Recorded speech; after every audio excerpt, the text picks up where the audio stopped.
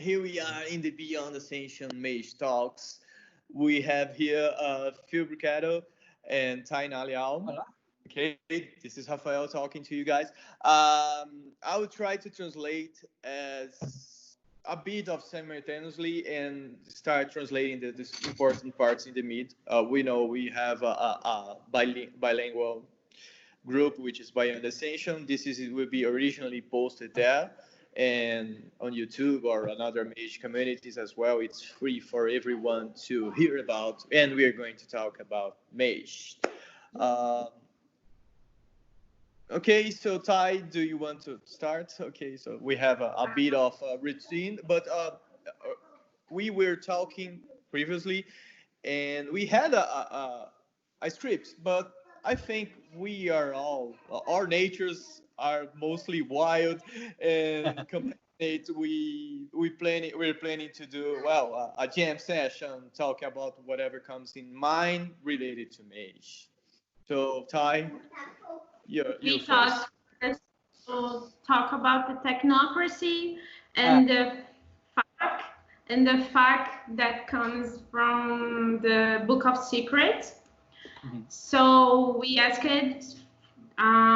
to the guys at the group in the Facebook about what kind of questions they have from the Book of Secrets talking about the technocracy. So we have some questions from the group, and then we can just talk in a chat about that. It's okay. Yeah, sounds good. Do you want to choose the first question, Rafa? Are you reading the Facebook? Well, actually, I'm not logged right now, but I will soon. I don't mind if you start. Really, I'm getting ready to this other part. I was starting the meeting. Okay, we have a question from Adam Martins.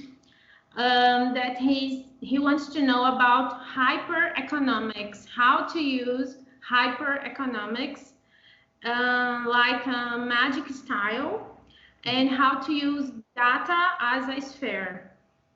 Okay.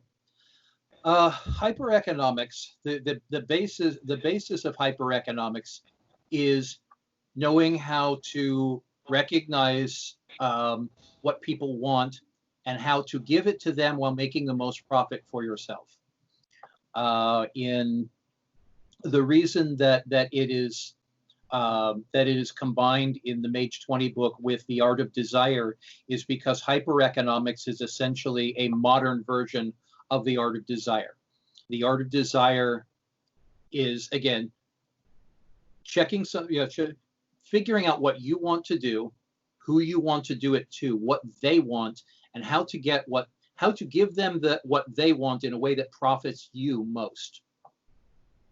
And in modern hyper-economics, that could be using credit cards or giving people credit cards, which puts them into your debt. It could be a few weeks ago when we were doing the Tecnocracy game that Travis Legg was running.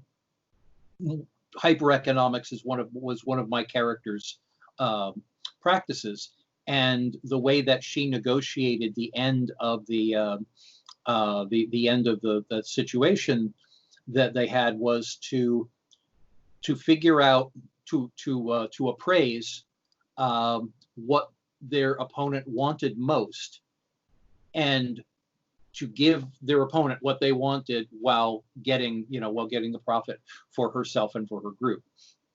Again, that could be in practical terms, that could be giving somebody money, giving somebody a credit card, looking at, say, their clothes or the watch that they're wearing and being able to figure out that they are wealthy or not wealthy because of the clothes they're wearing or the shoes they're wearing or whatever, or seeing if there's something that somebody really desires, and saying, oh, I can get you that if you do this for me. Just a question. When you do that, when you establish that connection between desired object and the praiser, the one that it will provide.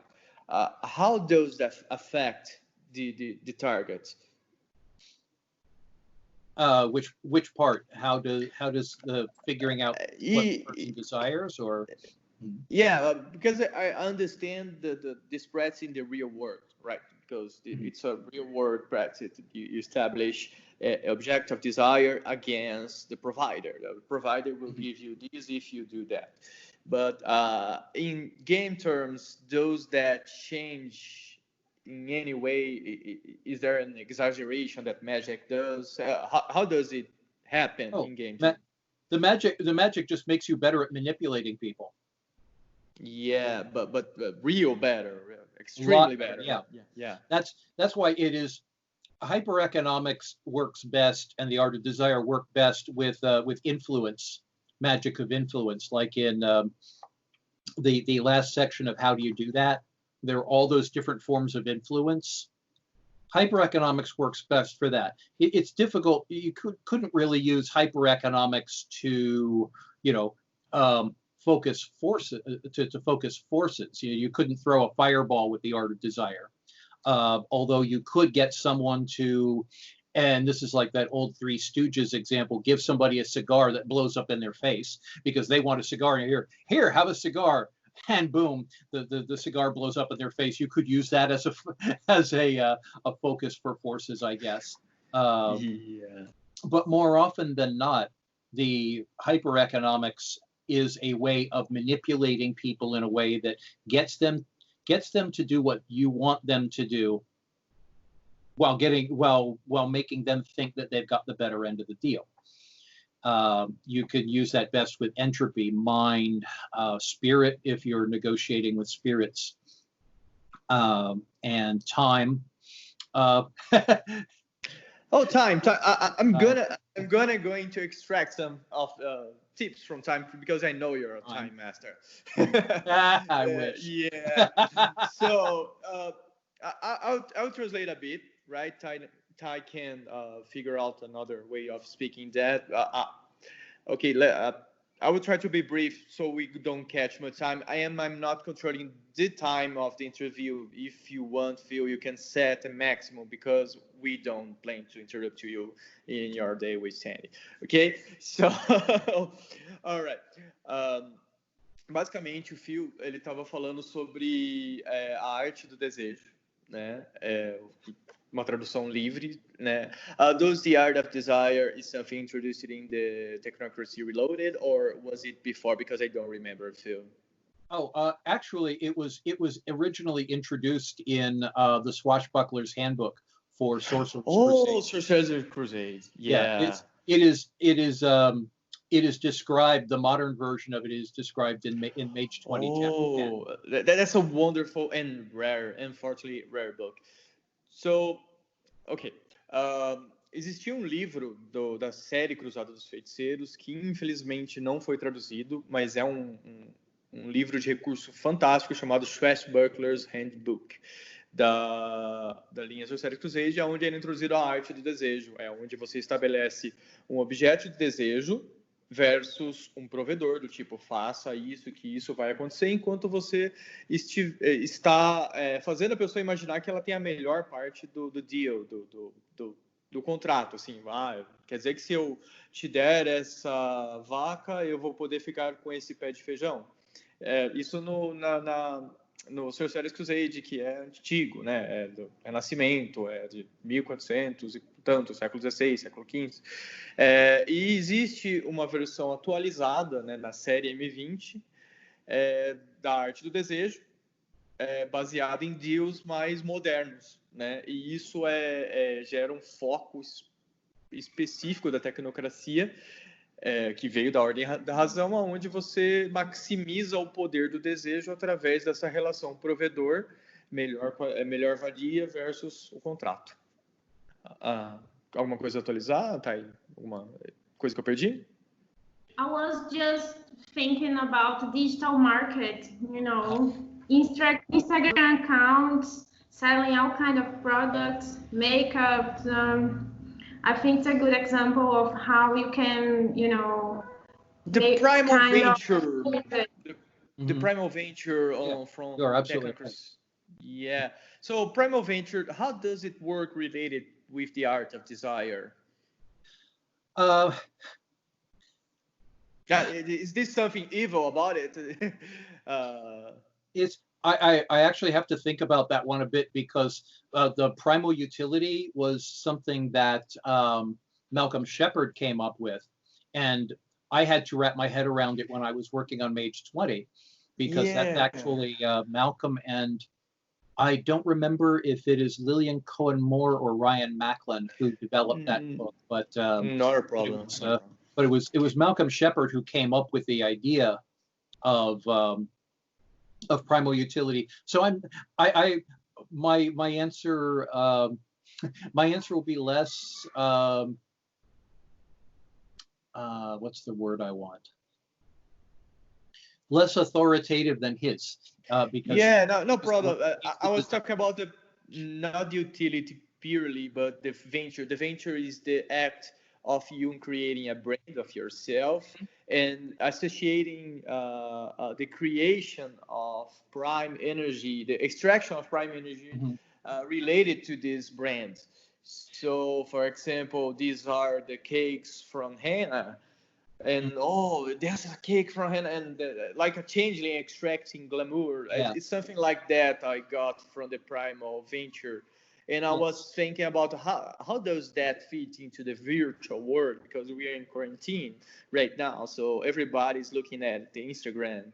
So, that's the cookie I wanted. So there's this relation with their desire and looking, and there might be that relation from the provider that may trick you globally to get the best part of the deal while you're doing that, which is a implementation of the art of desire, right? Well, it's like what we are doing right now. Right now, we are in different parts of the world. We are not sharing the same physical space at all, and yet all three of us and whoever else is watching right now are putting life energy into this exchange. And this is an exchange. All of us have invested our time and our attention into this, where there are a million other things that we could be doing. We are, because we want to be, we are investing our life essence, our energy and our time and our effort into creating this space, this virtual space, where there is no physical reality, but it is very real to us anyway.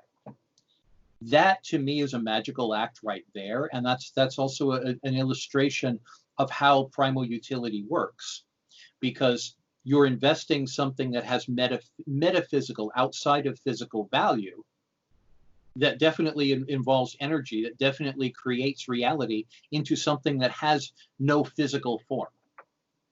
And yet we are spending it, and we are exchanging it, and we are creating it by doing that. Does that make sense? Absolutely. So, a quick translation. So, here, basicamente, o Phil, ele disse que a gente teve uma conversa breve sobre o Primal Venture, que é uma implementação usando o primórdio, né, da arte do desejo usando o primórdio, onde uma pessoa cria uma marca e estabelece um desejo, e aquilo surge glamour, uma extração de glamour não, quintessência daquela relação. E eu perguntei para ele como que, se isso poderia ocorrer virtualmente, porque a gente está em quarentena, né? Tem aquele negócio de perfil de Instagram, quero aquele donut, aquela rosquinha, e de repente ele deu uma conclusão bastante fantástica sobre o que a gente está fazendo agora. São 3 pessoas em 3 lugares diferentes do mundo, investindo nos nossos tempos, nossa energia, que a gente poderia estar fazendo literalmente qualquer outra coisa que quiséssemos, mas a gente está criando algo novo, né, que vai mudar o mundo da sua própria forma. Estamos criando uma nova informação e que pode surgir com glamour. E basicamente isso pode ser um foco em game terms também. Ty, do you want to go next? For me, it's okay. I think you can go to the next question. It's okay? Yeah, it's something interesting I have noticed listening now, because I have not heard spoken Brazilian Portuguese before, and I find it just interesting that Brazilian Portuguese, when spoken, sounds more like Italian than like Spanish. Just the flow of it is sounds more like Italian. I am more Italian than she is. My both sides of family are Italian, so that might. My state is more, has more Italians than the other has. It's a colony here. Yeah, it's a colony. So that might be somehow related, I think. Her Portuguese is more like the root Portuguese from the colony when Brazilians started Brazil. So speaks more Portuguese than I do, more or less. Yeah, linguistically. Yeah, I think she's more. I'm not academic. She is. Okay, talk. It's because you have different accents. My accent is more rooted in African and indigenous culture and heritage. Cool. His is more rooted in Italian and European heritage. So that's different, really. They have something that are there's a curiosity. There's a city here in a specific region. In my specific region, there's a city called Americana. It's called Americana, and it's a North American colony coming from the surf guys. You know, these guys. Yeah. Yeah, they came here and they wanted to keep establishing their slave culture here. So yeah. No. So the way I speak the R is influenced by them because talk the word door, porta, talk, porta. Porta. I speak the same R as the right wing. You know, right. My right is more R. My R is influenced by these guys because they have colonies at this part. They were American, pretty much European, and some American guys. Yeah. And they were Americans from the South of from the United States, from the Confederacy, and you got a harder R when you come because I was born in California, but I was raised in the South, so I got a Southern accent. When I can do a Southern accent, I've been around Southern accents all my life. Yeah, I prefer not to speak that way because I don't want to sound like a dumb shit. But the R is definitely harder in Southern, and especially Texan. Many years ago when I was in college, I played a lead role in a Sam Shepard play, and I had to figure out how to do a Texas accent, which is not quite the same thing. And that's probably that was 30-something years ago. So as I recall, the Texas accent was stronger and more definitely harder on the R than say a Georgia accent, which just kind of slides right over that R. So I understand regional accents. Yes. That's definitely the same thing. My family's from New York, so if I get started, if I really get started, especially if I get angry, then the Bronx in my accent starts to come out, even though I've never actually lived in New York. That's what my relatives sound like. That's like your dad speaking through you, or your cousin. That's exactly. I feel the same. Yeah, so, my dad, because my dad had, he grew up in a Bronx Siciliano ghetto in the Bronx, and so he schooled his accent out into very proper spoken English because he was a military officer, and he's Sicilianos are conditionally white in America, and he's full-blooded Siciliano. I'm half, and he, in order to avoid avoid ending up in the infantry in Vietnam, he ended up going into officers' school and schooling his accent out. So what I was raised with was a very proper American English accent. But when he'd get mad, he starts talking like this. What are you doing? So when I get mad, I talk like that too. Anyway, sorry, digression. Yeah, no problem. And so my specific region is sort of Italian guys everywhere here. So, but yeah, we are the bad guys from the story as well. But historically, yeah, speaking, so we are kind of the south as well of Brazil. No, we're not the south, but southeast, like the arrogant Greeks. So I will translate a bit this conversation so everyone can get some what I spoke. So a gente estava falando sobre sotaques, tá? Basicamente, ele falou que eu sou mais como italiano, né, do que espanhol.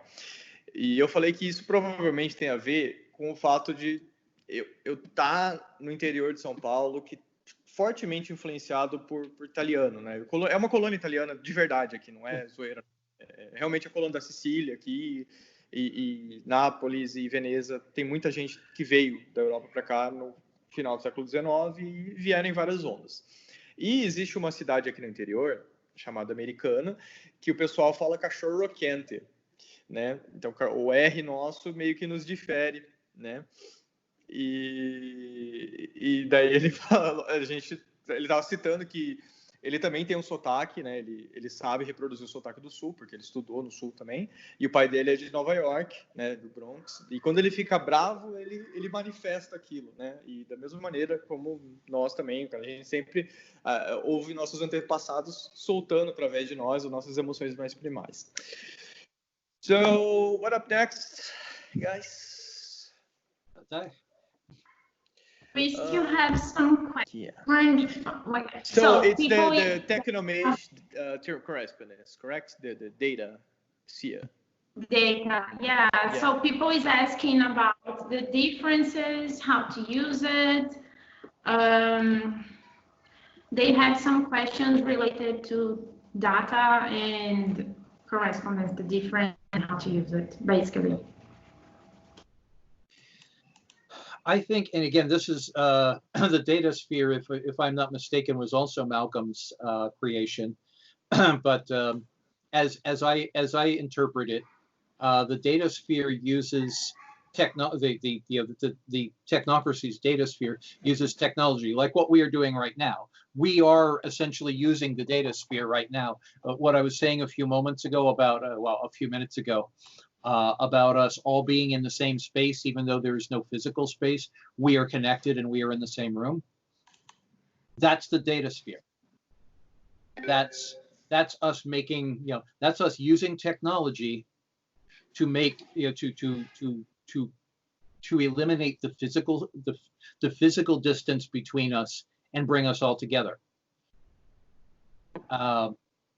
With the traditional magic associated with the correspondence sphere, you would be more inclined to use a magical spell, to use a crystal ball or a pool of water, or some hair from somebody's head to connect those things, or a mystical gate to connect those things and to step between one physical location and another physical location. In game terms, we are doing the same thing. In story terms, we are using different tools.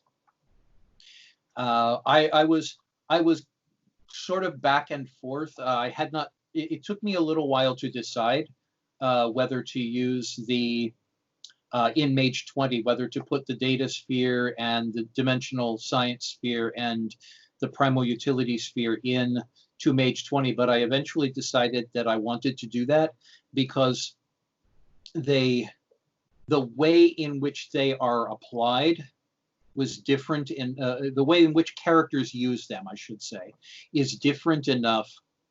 There are enough differences between the way that say a technomancer would use data to connect us all, and the way that a hermetic would use correspondence to connect us all. The hermetic would, cast a spell, call the corners, do all these things, and bring us all together into a spirit realm.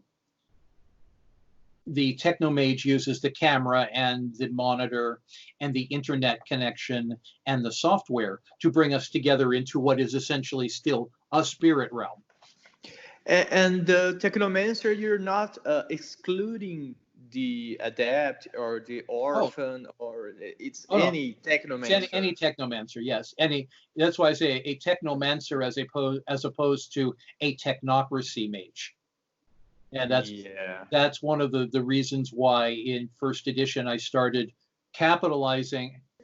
I made the distinction between a capitalized technocracy mage or technocrat and the lowercase technomancer, because anyone can be a technomancer. You can have techno shamans, you can have techno witches. And this inspiration you created kind of inspired the other authors after you, because the revised era holds a lot of technomancers, even verbena technomancers, by saying, we are modern mages adapting to the modern paradigms. Yeah. And using modern tools. Yes. Because that's really, and it was one of the reasons, and actually I think both of you were part of those discussions, because I seem to remember you were both in the design discussions for Mage 20th. And that was one of the things that we talked about at that time, was how to put it. Wow, I had a thought and it just kind of went.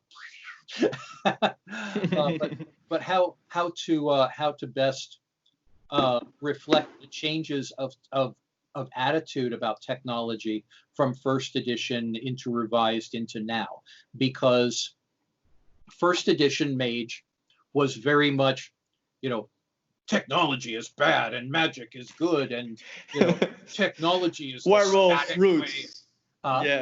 Werewolf roots. Werewolf apocalypse roots, because they are ludists. And the funny, I never agreed with that,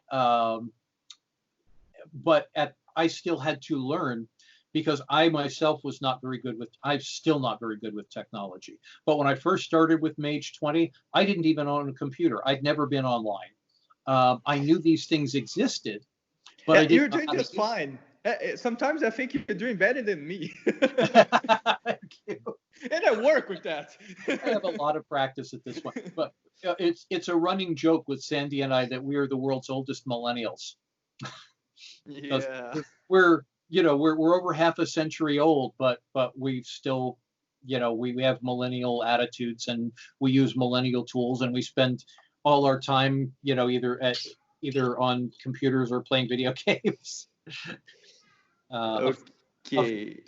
Well, that's a digression. Sorry. Go ahead. Let me just translate, because it's going to be longer, and we lost and it was very good what you spoke. So, vamos lá, gente.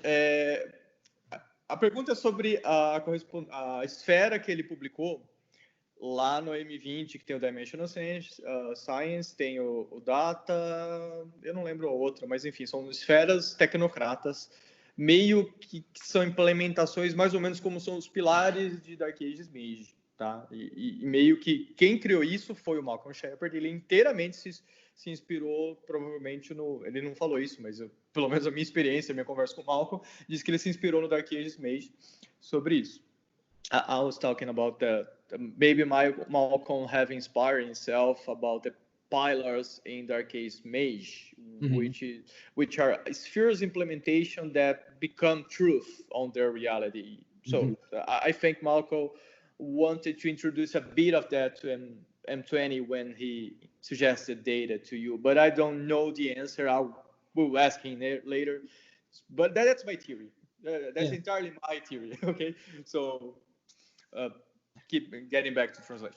Então, isso é a minha teoria, tá? Eu só tava, porque a gente já conversou, eu e o Malcolm já conversou sobre isso no Shadow Essence, E, bom, e o Phil ele introduziu essas esferas e basicamente é uma implementação do que ele achou que diferia o suficiente a implementação do paradigma do tipo, eu uso a internet para chegar nas pessoas, e o hermético faria um círculo, né, levaria todos para um mundo astral, que é um visus, né, um vigione, né, uma coisa mais espiritual, né, do hermético, opondo ao mago tradicionalista tecnomântico, né, o Tecnomancer. Esses caras, eles usam essa esfera dessa forma, e o M20 tem essa implementação. E ele disse, eles falaram uma coisa muito interessante que eu não me lembrava, mas é verdade. Quem trouxe essa ideia de tentar fazer os tecnocratas serem menos monstrinhos, sabe, aquela coisa da primeira edição, tecnocrata é o cara do mal e tal, foi a gente, né? Foi eu, a Thay, porque assim, a gente achava isso um pouco ingênuo na primeira edição, e foi uma contribuição nossa para o mês de design, e ele se lembrou desse momento que a gente contribuiu, e eu nem lembrava que eu tinha falado, a Thay, e é muito legal isso, eu fico muito orgulhoso, muito feliz sobre isso. E basicamente, né, eu acho que eu vou emendar a conversa agora para falar sobre os tecnocratas e o que hoje define um tecnocrata. O que você acha, Thay?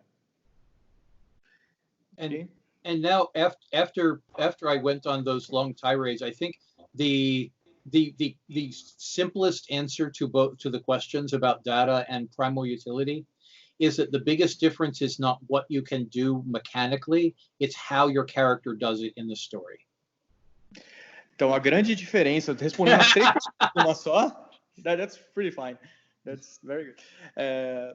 A grande resposta sobre todas as perguntas não é como o personagem consegue fazer, como ele enfia isso dentro da história antes de fazer a magia, né? É a narrativa. That's narrative before the magic, right? So that's the background narrative you do before the magic. Yeah, and the way that you use the magic. I mean, with primal utility, it's more about bringing in life energy from a particular source, rather than just going, I draw the life energy from the universe. It's I draw life energy from this business that I own. And okay, there it looked like it paused there for a second, but so there, I'd say the biggest difference is certain restrictions, obviously, with having to use tools, using the technology tools, rather than just going, oh, I'm a syndicate mage, so I can bring magic, bring life energy. I'm a syndicate mage. I'm using primal utility by conducting business with you. So there, but it's how it is handled in the story, and what the limitations that imposed by the tools and by the approach to the magic. Yeah, and it was not by accident that I introduced this conversation, because I think what most people have in doubt in their minds when I talk to them, and I talk to them about the hundreds, and is what defines a mage. And I believe that's the most obvious example of how the mage defines itself. The mage, nothing defines the mage. He defines itself on the narrative.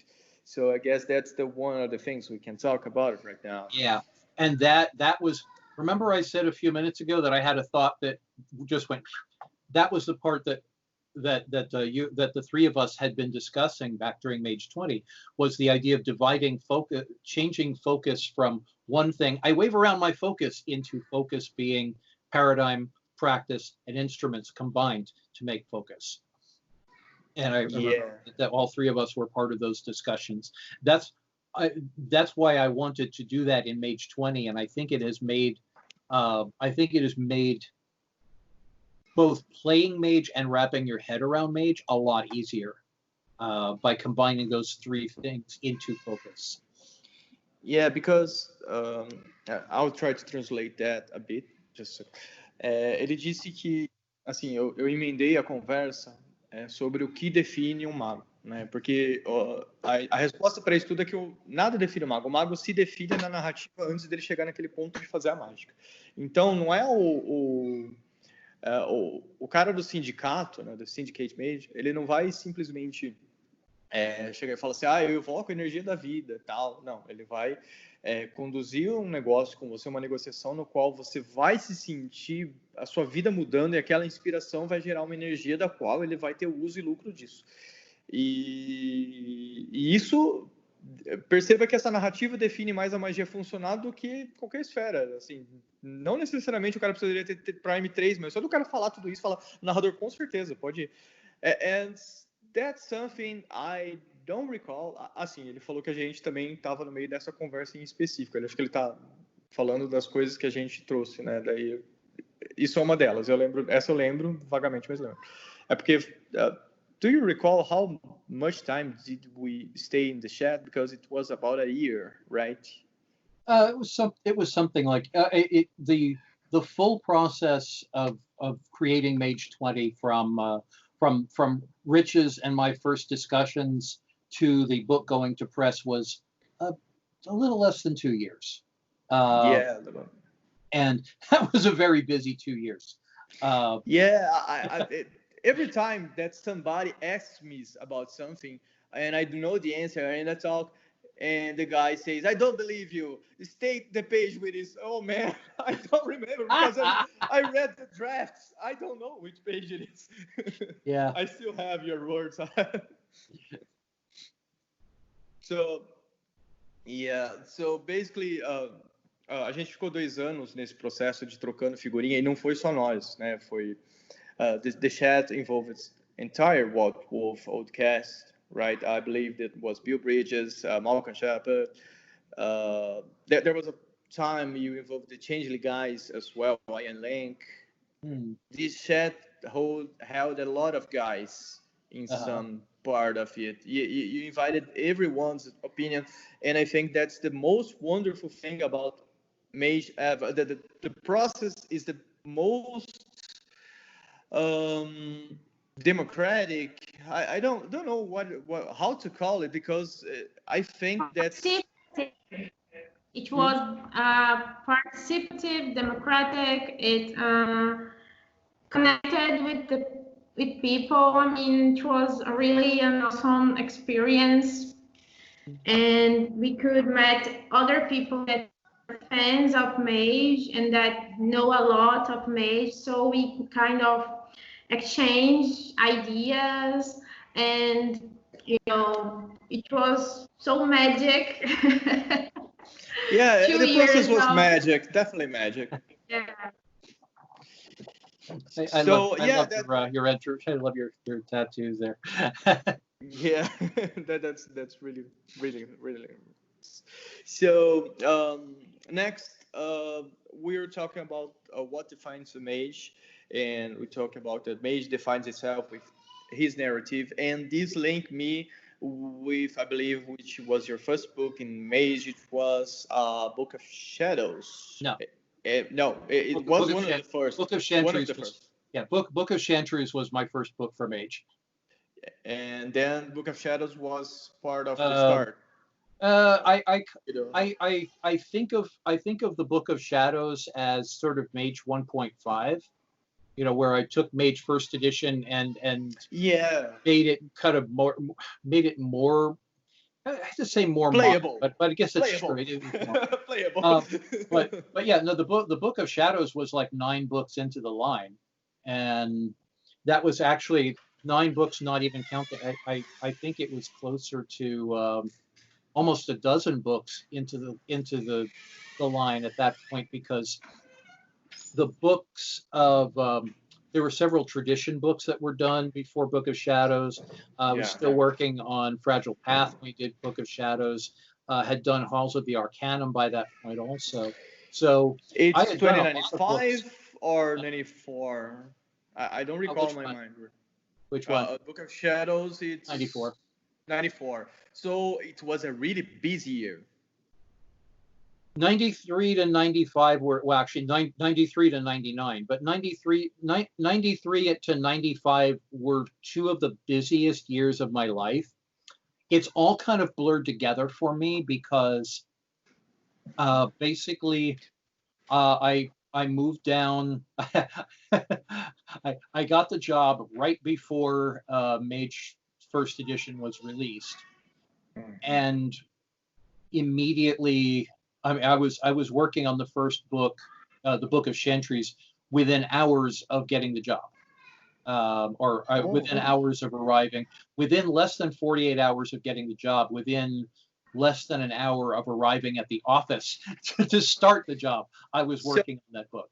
So I will pause you. A lot of books that were compressed into a very short period of time.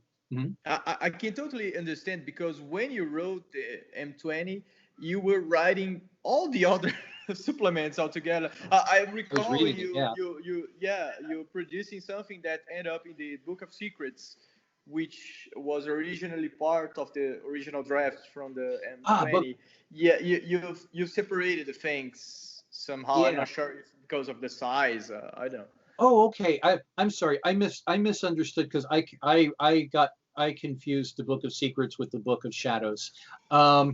I was really speaking about the Book of Shadows. But okay. I understand why you mix it up, because you expand the information in all directions, and sometimes you look how this part fits in another book, and you go there and take to the other book. So I understand why you mix it up, what you wrote in which order, because you do that all the same time.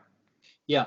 I'm used to. I always, and I mean, it's the only way to be a professional writer, is to work on a bunch of different projects at the same time. So I'm used to juggling 5, 6, 10 projects at a time, depending on how crazy life is at that time. Because also in that first year of Mage, I was also writing for Werewolf and Street Fighter.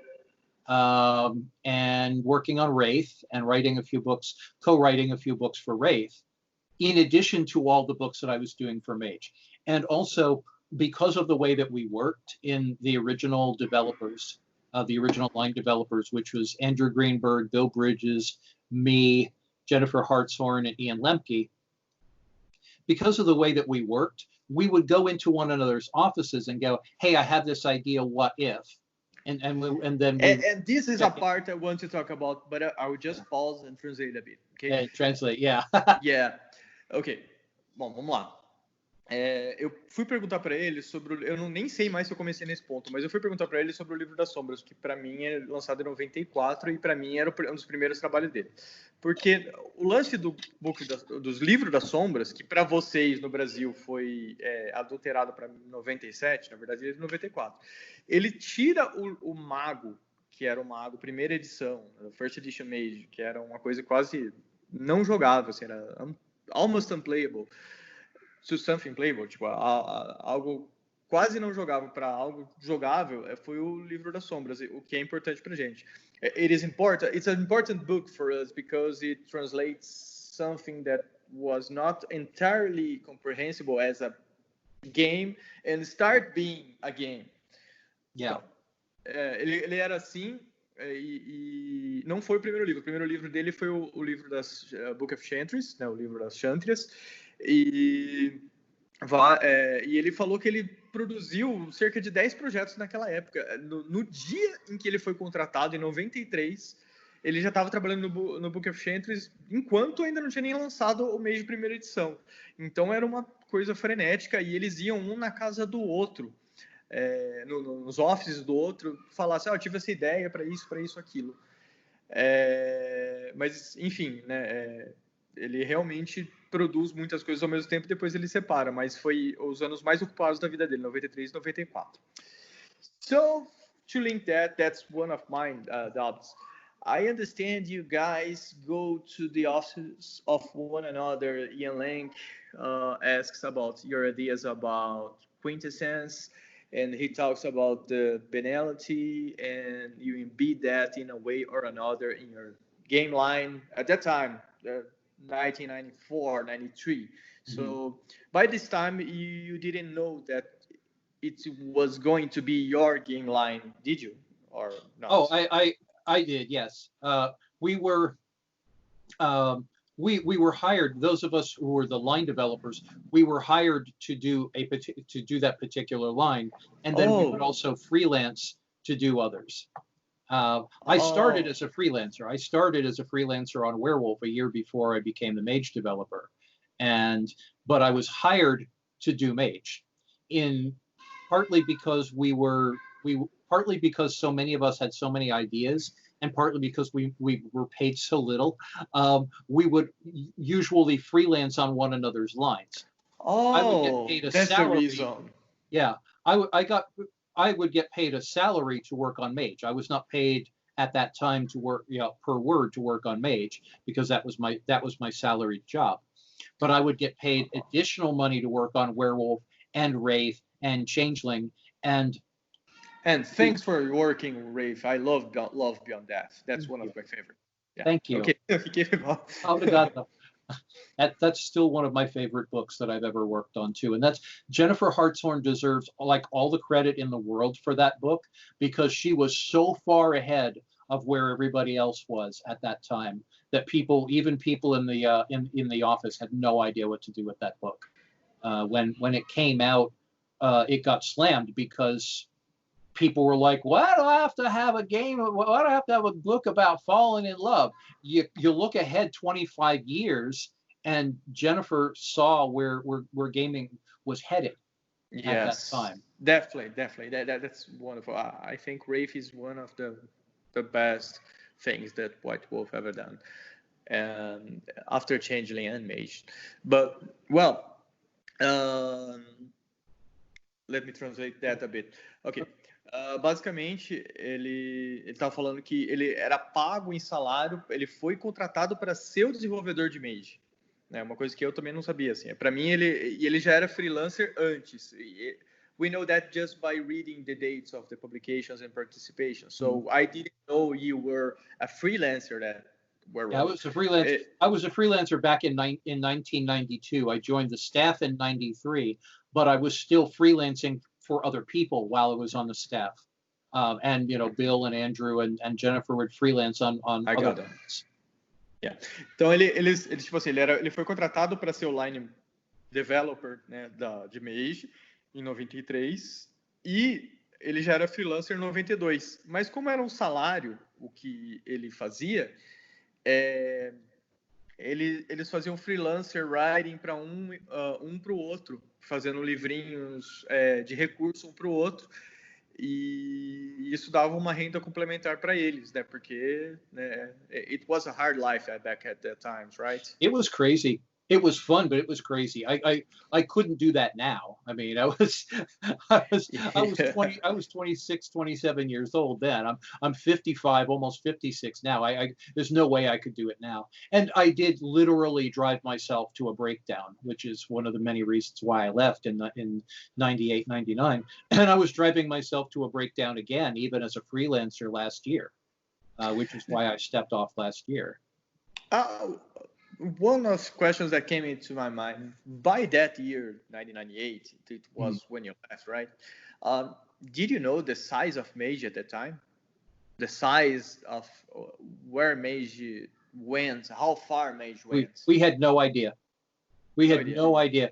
That's one of the reasons that we had to put out so many books, was because role-playing game books, like comic books, were considered a disposable medium. Most of them would go through one print run, and then they would go out of print. There were a handful, the core rule books and a handful of supplements would sell year after year after year, but most of them would be, it's released and then it's gone. And the only way, because the amount of money coming in from those books after the distributor takes their cut, the retailer takes their cut, the amount of money that the publishing company would get was so small that we had to keep putting product out, a large amount of product every month, just to stay in business. Oh, that talks about a lot about how many books do you guys have. So I will phrase by phrase, part by part. For example, Então, nessa época, eles ganhavam pouco, realmente, né? E até o livro sair, eles tinham que fazer muitos projetos para ter um income, assim, um salário, um dinheiro razoável para ficar tranquilo, se manter. E... Calma aí, eu perdi uma parte, tá? Peraí.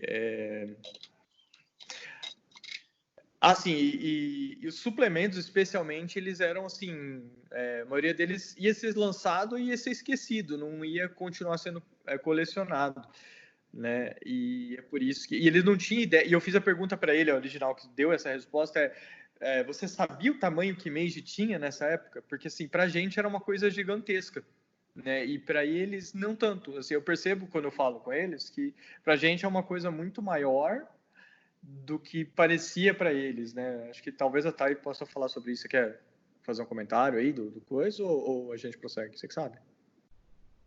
Yeah, to finish answering your... Oh, sorry, go ahead. Is that?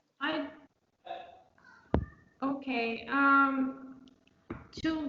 I don't know, but I think to us, Mage is it seems very, oh my God, such a big game. And, but it is. Yeah, and, sometimes it seems larger for you than it is, larger for us than it is for you guys, American. I'm not talking about you guys developing, but the people in the United States. Yeah. Just Ty, what were you saying? No, I think I agree with you, Rafa, with your perception of the things, how things are settled, but it's okay. I think I want to hear.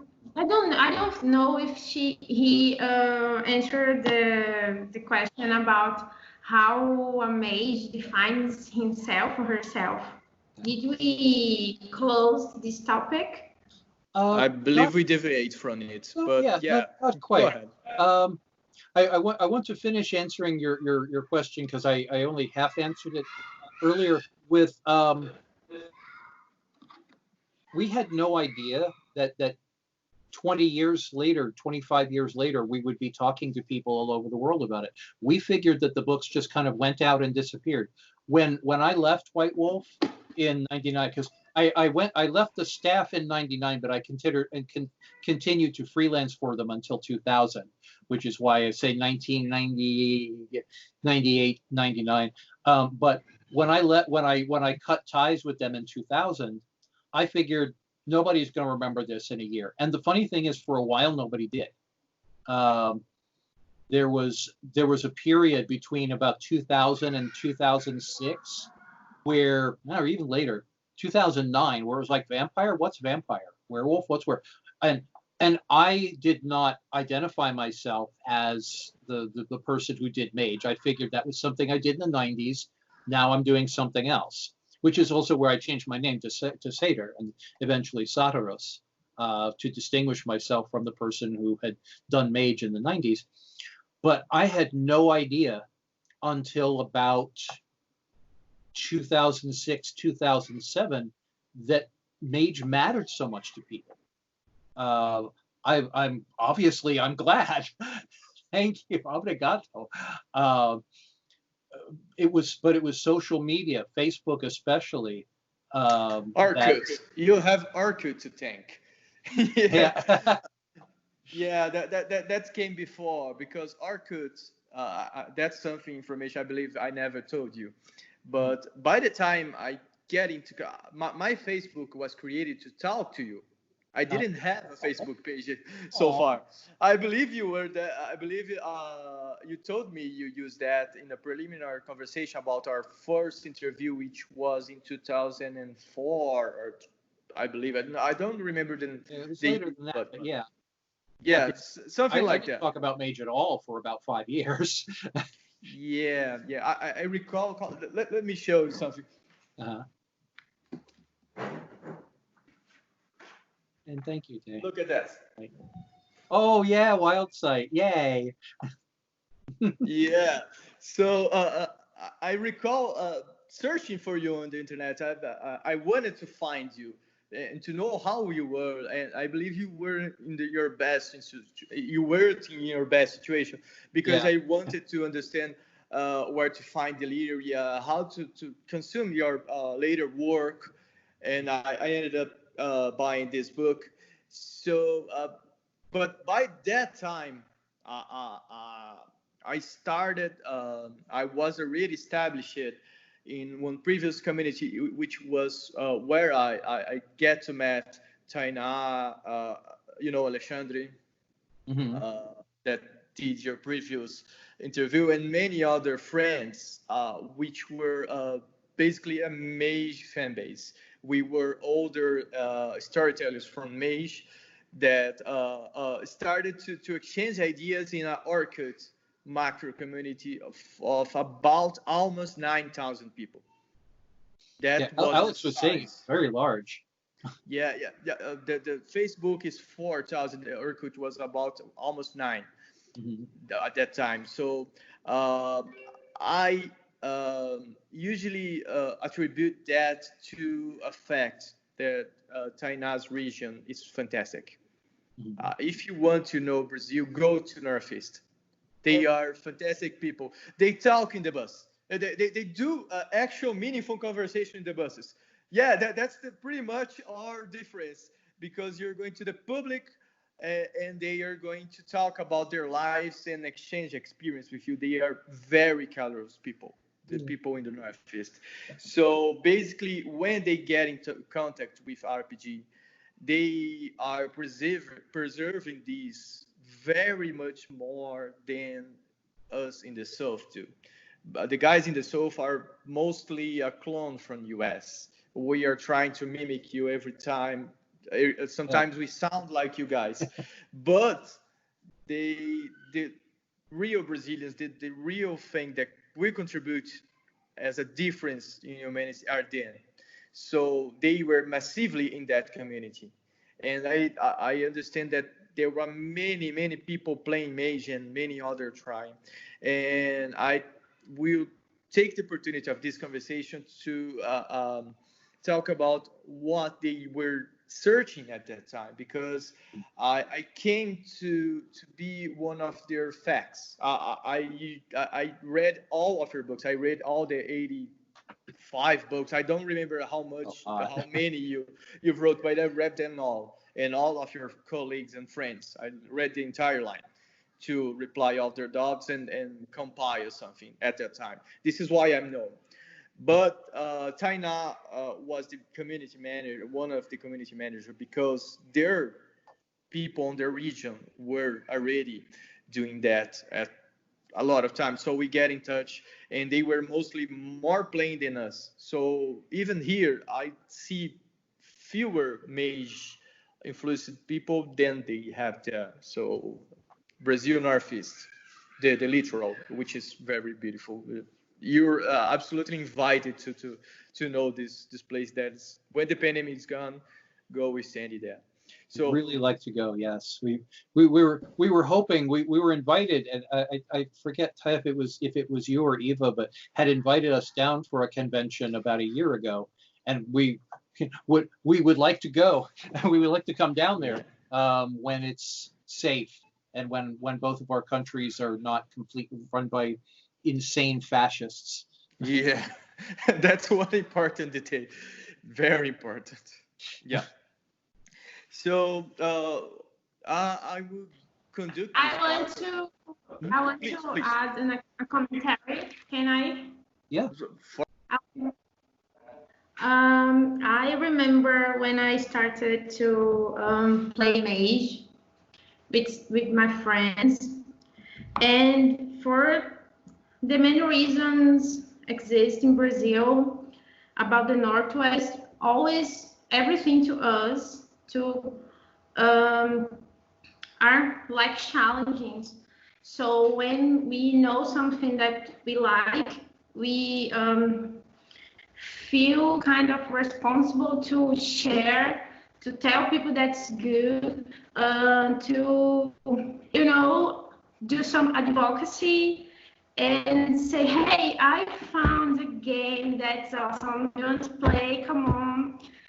and you have this behavior, and it's not me, it's like everyone here, to be honest, we are much more talkative, and we like to do these kind of things, like to get together and to share.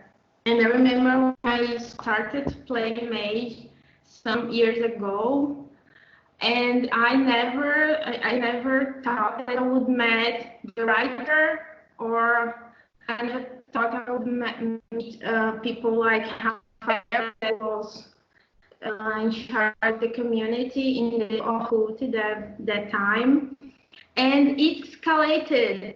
It escalated very, very awesomely. I don't know if this adjective in English, but it was like, hey, we are playing here, you are playing there, let's get together, let's read, let's talk to people, and let's discuss about it. And the day we started this, from 2005, 6, back then, until now, I only see much people coming to discover more about Mage. I remember that Eva's work to me was very good too, very, very important to the, how to say that, this idea of sharing information about Mage. They created a website, they did some movements, so it was very many actors in this how can I say that, oh my god, That play, many actors in that play. In this network, many actors acting together with the same passion about the game. So I don't know how to explain that. I made many friends because of this game. I met a lot of important people, even my husband. Yeah, Esdras was a Mage player. Her husband was a Mage player. Yeah. We are. So, and I learned a lot with Mage. I always liked the philosophy, sociology, and psychology, history, and to read about different cultures, different perspectives. So I think that the best things sometimes we create or we do, we don't know that it is so good, but when it finds a good field to grow, we realize that oh my god, I think that's the point with Mage. I mean, you didn't know back then it was so great, but when it found a good place to grow, To be honest, I didn't know it was so big either here, because it was a past game. So I tried to revive, and when I came to know the internet, the record shows that you guys up there are already doing something massively high and immense, and to get in many Brazil states, and many guys getting together to talk about the game. So when we united ourselves on the first years of social media, it was very wonderful, and I believe that's the part you're talking about, the field to grow. Thank you both, and Tena, thank you, obrigado. Yeah, I would like to give a big shout to Eva. She was an old friend of mine. We had our difference, but I really love that girl. She's a very competent community manager. I never seen somebody as determined as she is. She's a very, very, very hard woman. She's very good at it, on what she does.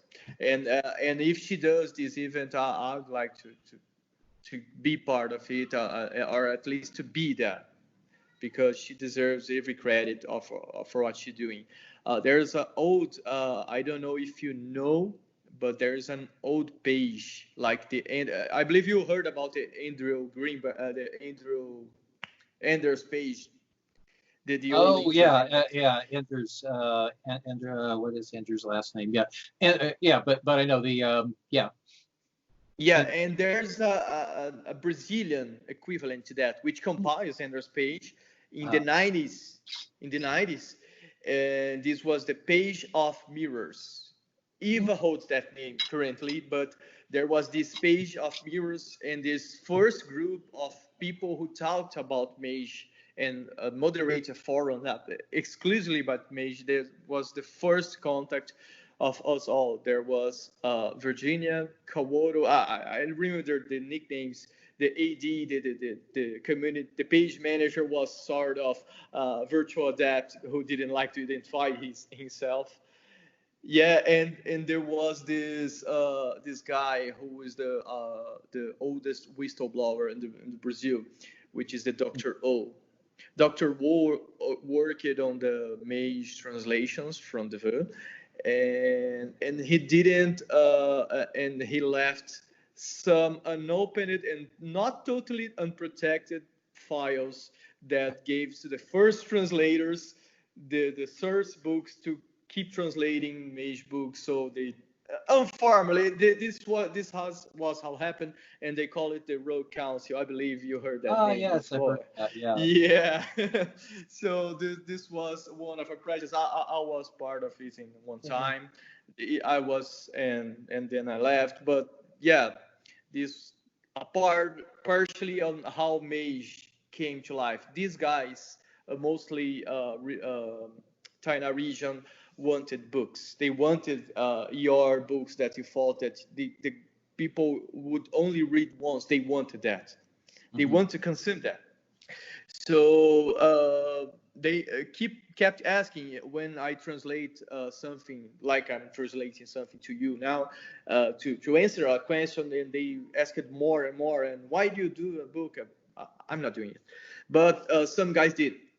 Some guys did, and this sort of kept the community growing. And there are many people to buy books today, and they want more. They want even a 5th edition of Mage. I always we have a 5th edition. It's M20. It's an edition. That was 4th, but yeah, that one's 4th edition. But sort of 4th. Yeah. Yeah, I would have liked to have worked on the 5th edition, but I just had creative differences with the rights holders, and honestly, at my age, I have spent almost 30 years at this point helping make other people rich at the expense of my own projects, and that was getting to be a problem. So, on your projects, what is your most ambitious one? You have any running? Anything you want to talk to us? We are 1 hour right now. I'm not sure how is your time limit. If you would choose to be the entire day, I will just ask Sandy, please, sorry. Well, I want to off list outside of public. I want to talk to the two of you about my current project, but that's not something I want to discuss publicly. Oh, you can't talk Korean. Okay. Yeah. So it's something you're going to bring to us in the future, right? You're going to talk about that. But things that I have that I'm working on right now, in layout right now, I have a collection of my short fiction, which is called Valhalla with a Twist of Leaf, and my novel Red Shoots, which we're waiting on the cover for that one right now. And both of those will be released in digital editions, hard copy editions, and audiobook editions.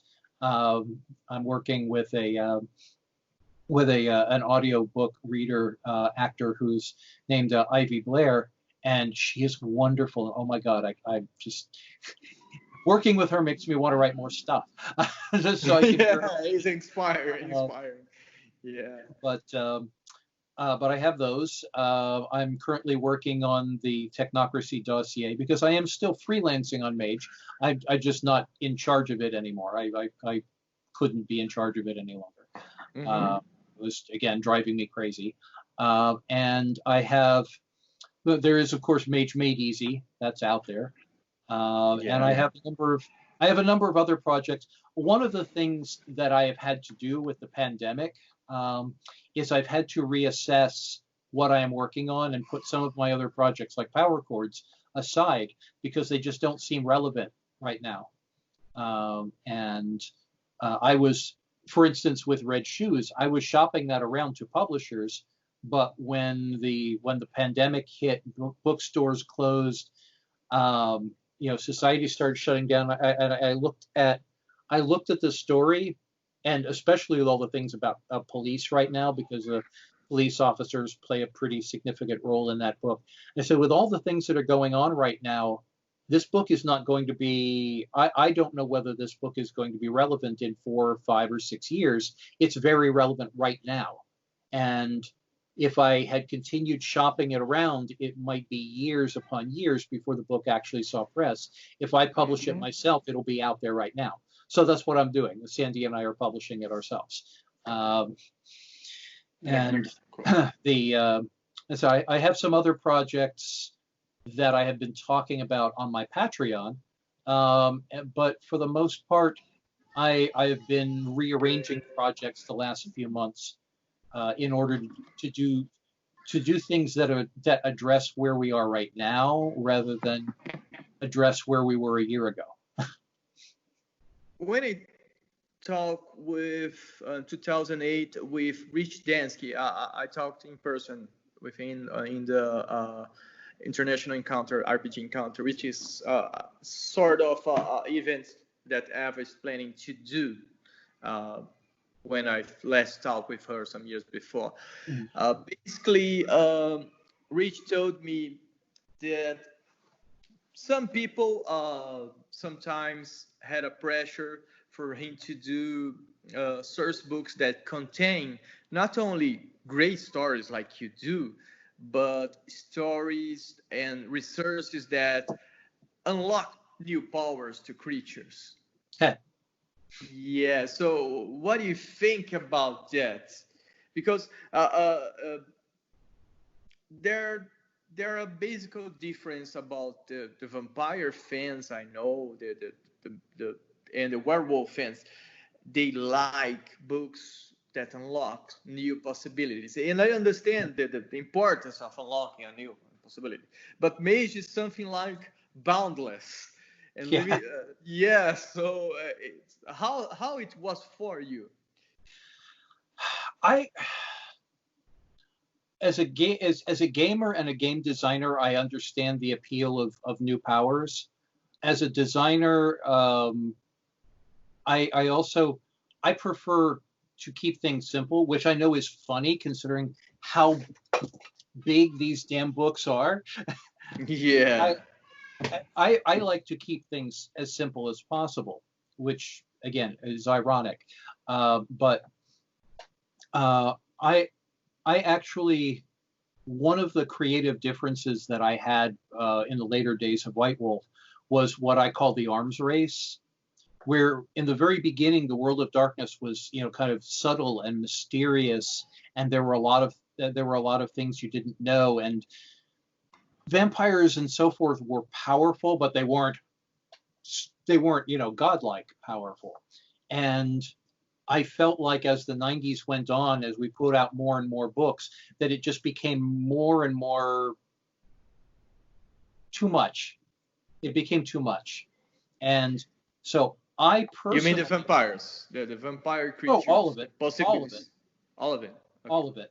I mean, by the revised era, we had, what is it? The blessings. The blessings thing was the blessings background, which was basically choose your own superpower.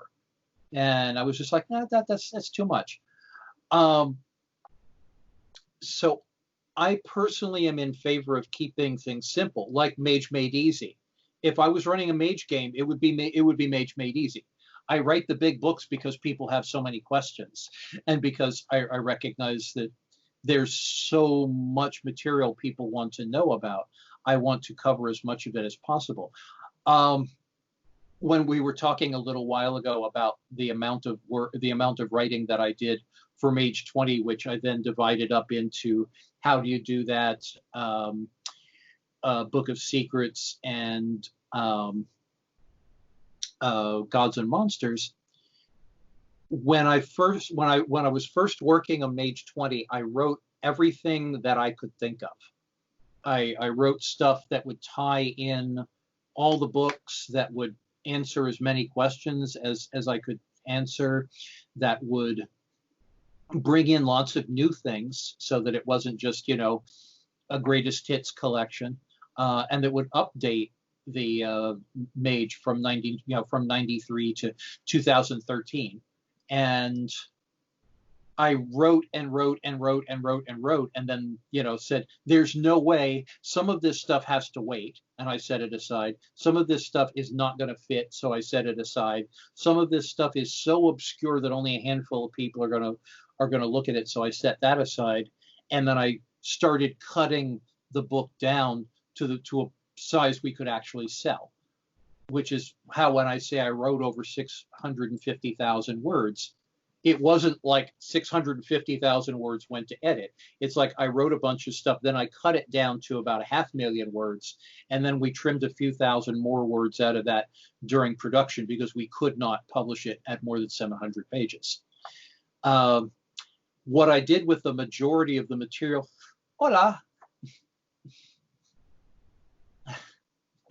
Hi. Hola. Hi, Zoe. Hi. Hi. Hi. Hey. Sorry. That's all good. Aw. Kids. You both have such wonderful children. Thank you. But it was mostly I wrote as much stuff as I could think of or that people were asking questions about, cut it down to something we could actually publish, and then expanded the material that I cut out so that it was actually working as separate books. It's not that I cut the book, you know, it's not that I cut the book and then shoved the material into other books. It's that I used the cut material and then built books around it. And they're all huge books, and I'm really glad I'm done with. Well, I'm done with most of them. I'm still working on Fallen Companions and the Technocratic Reorg book and Tecnocracy Frontline Operatives, because that's material that I started working on for Book of the Fallen and Tecnocracy Reloaded, and I realized it wasn't going to fit, so I put it aside, and I'm writing books around that for the Storytellers Vault. And after that, I really want to work on something else. Yeah, and I really want to know what it is, because I want to be there with you. Thank you. I want to be the first one to buy. Thank you. I definitely want the two of you involved in the brain trust for my next project, because you're both wonderful to work with. You're wonderful people. I love you. And with this next project, I want to do something that we weren't able to do with the World of Darkness, which was use a more global approach. That's nice. I want to make this next project of mine, which is not a World of Darkness project. It's not a White Wolf project. It's mine. I have a publisher who wants to publish it, but can't talk about that right now. Yeah. But I want, even more than we did with Mage and Deliria, I want to make this a game for now. That's Beyond Ascension, right? Yeah. Which is the community we first saw. Yeah. Yeah. So, before translating a bit, right, I'm going to release you. I just inferred from what you say that it was one of the reasons you left. Is that or not?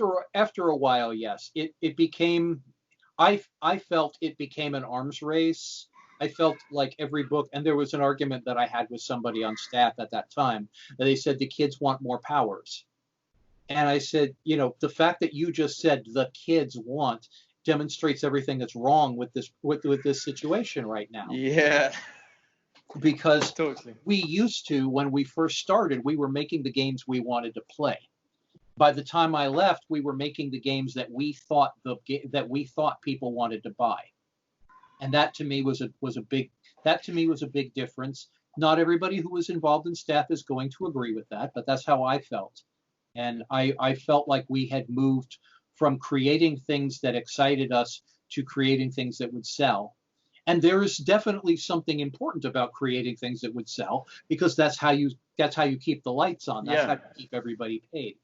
But I felt like we went too far in the direction of trying to make more things just to get people to buy more things, and that was bothering me.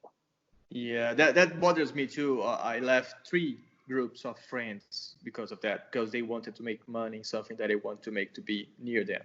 So I left 3 major projects because of that myself. So yeah, you think that how this reply you did relate to the Tecnocracy?